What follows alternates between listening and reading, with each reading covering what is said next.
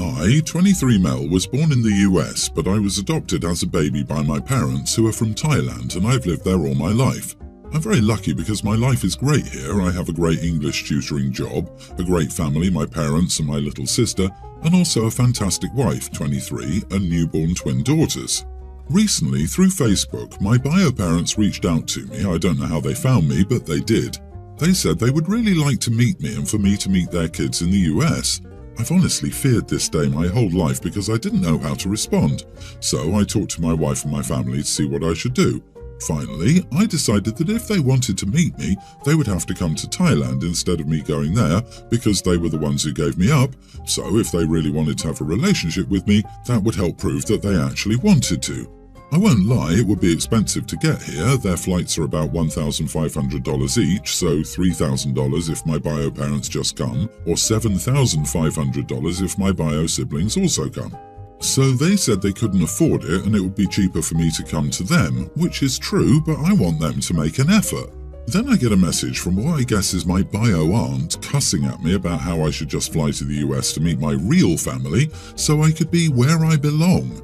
I asked her what she meant by that, and she went on about it's where my real family is and how America would be a better place to be than Thailand because it's a third world country, which made me pretty mad.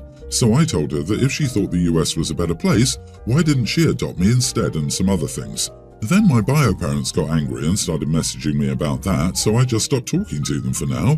However, my aunt wasn't wrong about Thailand technically being a third world country, but I've been to the US once a year and a half ago with my little sister and wife. I think Thailand is a better country for me even though I'm not originally from here. It's the place I want to be, especially now that I have kids because it's a lot cheaper here. For example, I make $1,250,000 baht, which is only $36,000 a year, which isn't a lot in the US, but here our house, 4-bedroom, 4-bath with a nice pool, only costs 5.6 million baht, $162,000. The biggest thing is healthcare since we have kids, and healthcare here is either free or extremely cheap compared to the US, so I have no reason to live where I belong. I think I'm in the right for wanting my bio parents and family to come here instead of me going there, even though it costs more for them, but I don't know. I will revisit the US sometime when our twins are older because it was a nice place when I went there, but no plans to move there. So, am I the idiot? Not the idiot. Why would you want to invest your limited income in visiting a family who abandoned you and then called you 20 plus years later only to scold you? Family is more than blood. If they want to meet you, that's on them. Unfortunately, their behavior makes them seem insufferable. I'd be reluctant to meet them at all. Hold your ground and make them come to you. Yeah, have they even offered to pay for you to come to them?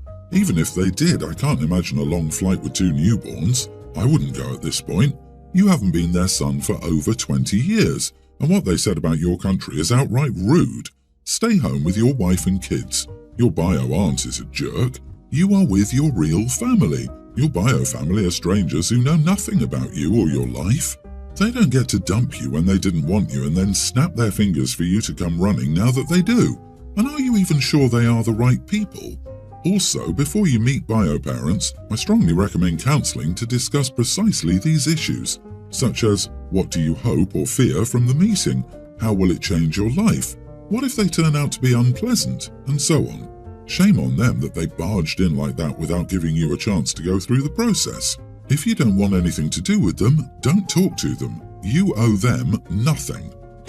I, female 32, got a private text this morning from the mother of my son's pre-tween classmate.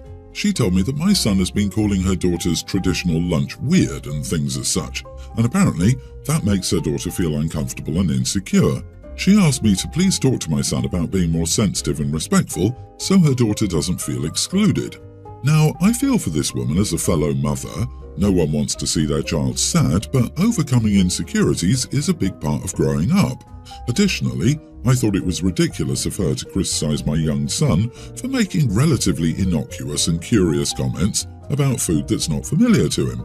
He's at a curious age and is discovering the world, and I refuse to try and limit him and shut him down for not having the emotional sensitivity of an adult.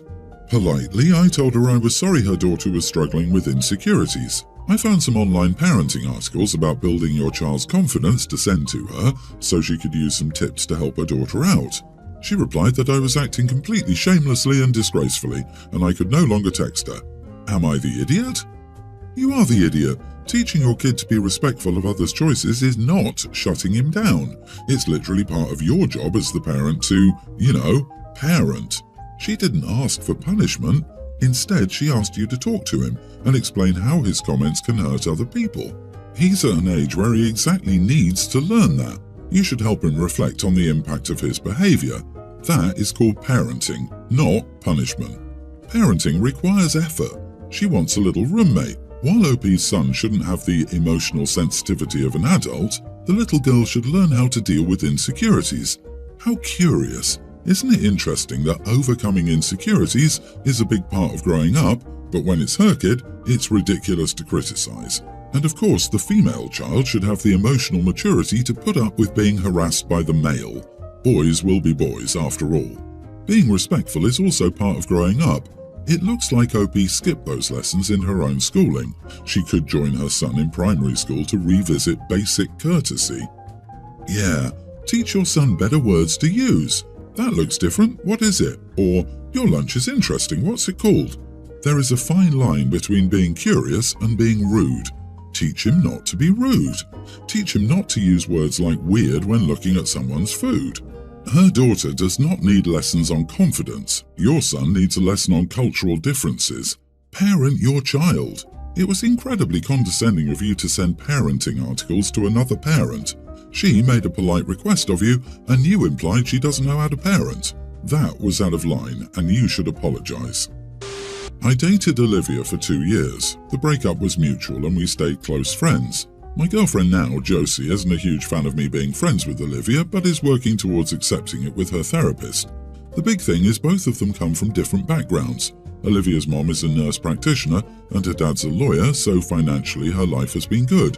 Also, she was the only child, so she received a lot of attention.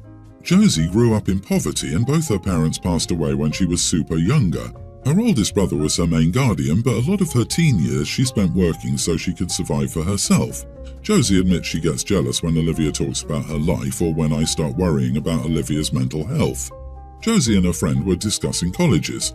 Olivia attends one of the top 20 schools, while Josie attends a community college.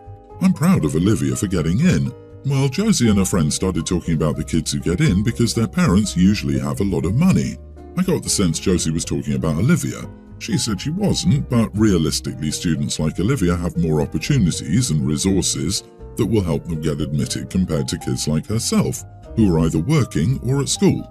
I told her Olivia worked really hard to get into that school. Josie said she knows that, but she's just saying it's easier to do extracurricular and volunteer hours when you don't have to worry about how you'll afford groceries.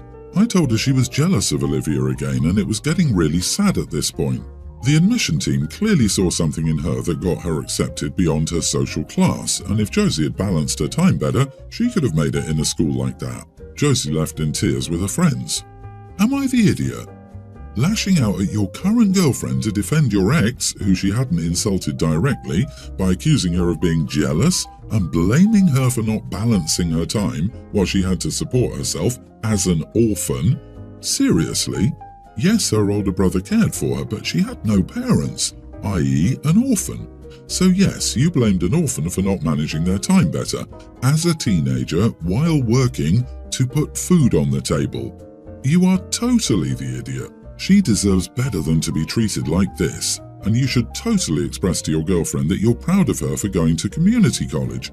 Considering her background, that is an achievement worthy of praise. She is not letting her circumstances keep her down and is just as admirable as getting into a good college. I'm worried about Olivia's mental health. Barf. This guy wishes he was still with rich Olivia instead of the poor orphan who didn't go to a great college. How often do you bring up Olivia to your girlfriend? The fact that she has to be in therapy to be okay with it makes me wonder if Josie isn't the issue. You're the idiot here for 1,000 different reasons. First, I'm far more impressed with an orphan who gets through community college than a lawyer's daughter who gets through an Ivy League school. Who defends their ex when their current girlfriend talks about how wealthy colleges reward privilege? Someone who still wishes they were with their ex. Yesterday, I, 20 female, was driving to school and I ran out of gas in the middle of the road. Basically, my car just stalled. I knew I needed gas on Monday, but I just kept forgetting to stop. I also forgot my phone and I had no idea what I would do, so honestly, my reaction to stressful situations is just to cry to clear my head so I can think. I guess I didn't realise that because I was in the middle lane, I caused a pretty big backup, which made me more stressed, and I was crying because I didn't know how to get out of the predicament. These really nice guys in a construction truck pulled up next to me and asked if I needed help. I said yes. Not only did they push my car out, but they also gave me a ride to the gas station and even paid for my gas and the little tank thingy, and then gave me a ride back and then even followed me to the gas station to make sure I made it safely. They were literally the nicest group of guys I'd ever met. They refused to take any money or let me buy them lunch or anything. When I told my brother about what happened, he said I had a long line of making stupid decisions. I can't be this big of an idiot to get in a car with strange men. I said this is his natural negativity when I'm positive. He said if our dad found out about this he was going to be angry and I was ignorant for putting myself at risk and an idiot. Am I the idiot?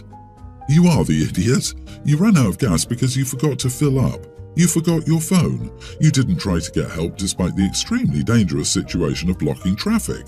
Then you blindly got in a car with strangers. Girl, you have the executive function and decision-making skills of someone who absolutely should not be driving a 1-ton automobile around other people. I don't know how people can forget to fill up a gas tank to the point they run out in the middle of a road. And not to forget those many people who didn't make it to an important appointment or meeting in time, or those in a medical emergency trying to get to the hospital or an ambulance trying to reach someone. People like her are just completely living in a bubble of self-importance. You were an idiot for allowing yourself to endanger and inconvenience an entire 3-lane highway because you were too forgetful and foolish to get gas a week ago. And you didn't deal with it at all. You couldn't have. You didn't even have a phone. You just sat there being useless and crying until a saint in a truck dealt with literally all of it. I realize you are only 20, but you must get a grip and grow up fast. You're a danger to yourself and others. You should be ashamed. Yeah, no gas, no phone, crying in the middle lane until a big strong man saved you. You acted like a grotesque stereotype of the helpless little woman. I'm sorry, my dear, but you must get it together. I'm 21 female and I have a roommate, Tasha, 20 female. Tasha has a lot of mental health issues and has trouble leaving our apartment for appointments, so she makes online therapy appointments. Unfortunately, we live in a one-room studio, so because of doctor-patient confidentiality, I have to leave the apartment whenever she's having her appointments. The main problem is Tasha won't tell me about these appointments until 10 or so minutes before they start. I'll just be doing something random and then she'll turn to me and go, "Oh, by the way, I have therapy in 10 minutes. I'll have to get all my stuff and go somewhere on that short notice. She has ADHD and can be really forgetful, so I understand it on some level, but it's pretty inconvenient. The appointments aren't on a consistent or set schedule, so I can't predict when they're going to happen and plan either.